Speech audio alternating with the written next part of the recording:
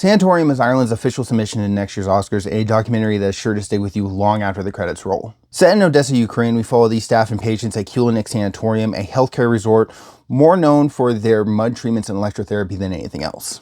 And regardless how you feel about this kind of medical care, all that matters here in the long run is that the patients themselves believe in this treatment enough that they are willing to risk going into a war zone to get treated here. And the staff, even with everything going on outside of the walls of Sanatorium, they are trying their best to make sure things are running and able to give the best care possible to these patients. You're introduced to some incredible people. You have a Ukraine war veteran, you have an old woman with her son, you have all these people traveling here for different conditions and different reasons, but coming here because they believe in everything this healthcare resort does, and especially in the mud treatments. While the patients themselves are all incredible human beings, I think the real focus here should be on the staff that are willing to come in and try to do their best, even with the war continuing outside the walls.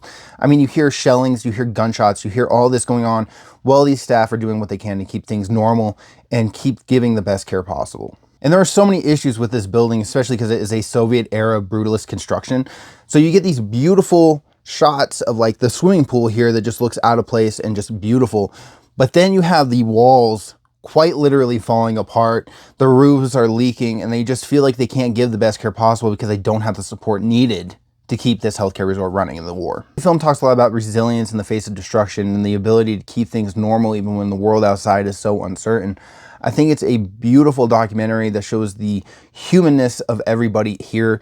There are some fantastic people you get to meet, some really fascinating people, and they have a lot to say about everything going on, and just being able to keep a smile on their face and laugh through everything happening around them is so empowering. I think this is a really beautifully human documentary and a film that I think everyone should check out if they get the chance, especially when you try to compare it to the other Ukrainian war documentaries that have been released, like 20 Days in Mariupol.